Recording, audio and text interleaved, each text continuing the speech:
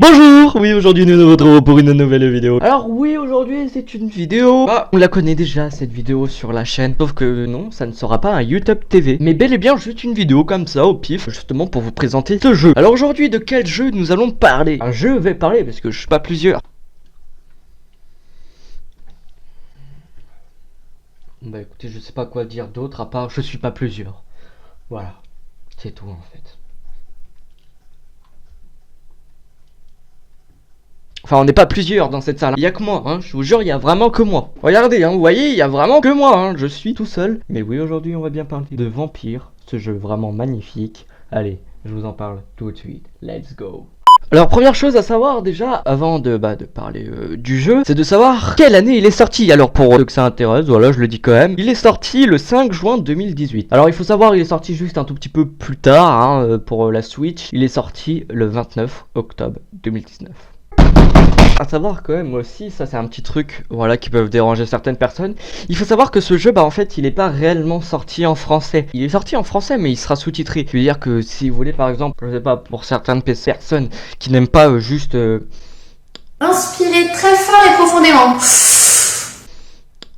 Jouer à des jeux avec des sous-titres, et malheureusement là ça sera les voix anglaises sous-titrées françaises. Mais aussi un truc vraiment génial, c'est que le jeu est français. Oui, c'est-à-dire que c'était français qui ont fait ce jeu, et ça franchement c'est génial. Les éditeurs c'est Focus Home Interactive, puis les développeurs c'est Dontnod Entertainment. Alors je sais pas vraiment comment ça se dit, et les personnes qui fait la musique c'est apparemment quelqu'un de connu, alors moi j'avoue que je connais pas. C'est Olivier de Rivière, voilà, si les personnes ne le connaissent, et il fait de la musique dans le jeu. Et nous allons parler juste un tout petit peu plus dans les entrailles du jeu vidéo. Il faut savoir c'est un jeu type action RPG et c'est surtout narratif, qui veut dire que vos choix sont très importants. C'est-à-dire qu'à tout moment, oui, à tout moment, si vous décidez de tuer quelqu'un, vous pouvez devenir le gros connard. Voilà, bref, tous les choix que vous ferez sont importants dans l'histoire et c'est aussi ce qu'ils ont vraiment essayé de montrer. C'est vraiment les jeux que je kiffe le plus, c'est les jeux comme ça où il y a des choix, putain.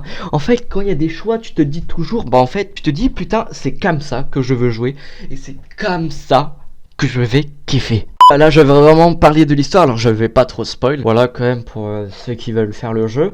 Alors, vous jouez le docteur Jonathan Reed dans les années 1918 de souvenirs je crois. Et en fait voilà, le jeu va commencer tout simplement, alors là je dis le début, mais vous inquiétez pas, de toute façon c'est pas un réel gros spoil. Vous commencez dans l'histoire, vous marchez tranquillou et hop, tu te fais croquer la gorge comme une merde. Et c'est à ce moment là, dont le nom hein, bien évidemment, que vous allez vous transformer en vampire. Alors là, un petit moment où je vous parlais, j'essaierai de vous montrer des petits gameplays pour que vous voyez un peu à quoi ressemble le jeu. Et vraiment, que dire de ce jeu? Alors très clairement, voilà, je vais être direct négatif pour après donner vraiment les bons petits trucs.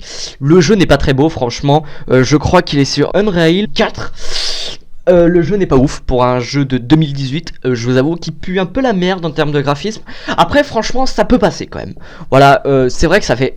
Pour un jeu de 2018, hein, comme tu vois les jeux qui sont sortis, je crois que Red Dead, peut-être pas Red Dead, mais bref, il y a vraiment des jeux qui sont sortis en 2018 et qui est vraiment beau. Là, c'est vrai que, en fait, par manque de budget, ils ont pas pu vraiment tout bien améliorer, mais vraiment, les graphismes sont pas ouf, les mouvements sont pas ouf non plus. Ça, moi c'est la première chose que j'ai vue direct dès le début du jeu. Les mouvements par exemple quand le personnage y court, j'avoue que c'est un peu mal fait quoi hein.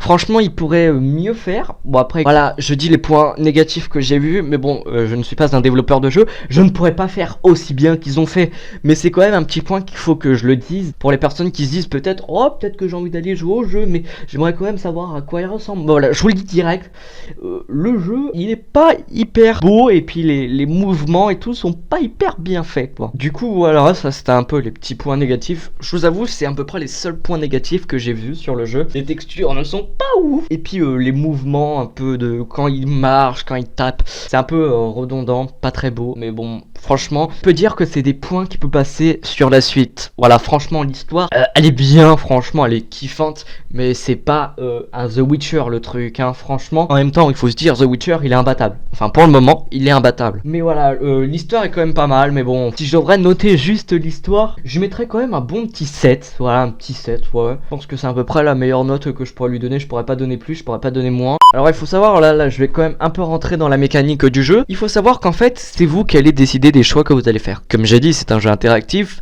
mais Vous avez plusieurs styles de façon de jouer. Soit vous êtes un véritable vampire, qui veut dire que vous voyez un humain, bah vous allez le grailler. Sauf que, comme j'ai dit, c'est un jeu interactif, et ça, surtout ça aussi que j'ai vraiment kiffé de ouf sur ce jeu, c'est qu'en fait, il y a 4 zones dans le jeu, et dans chaque zone, il doit peut-être avoir une dizaine de citoyens. Et tous ces citoyens, tu peux les grailler si t'as envie. Alors, il faut savoir, plus tu manges d'humains, plus bah, le jeu sera facile pour toi, parce que tu gagneras énormément d'XP. Parce que oui, vous devez avoir de plus en plus d'XP pour monter dans l'arbre de compétences et devenir de plus en plus cheaté. Voilà.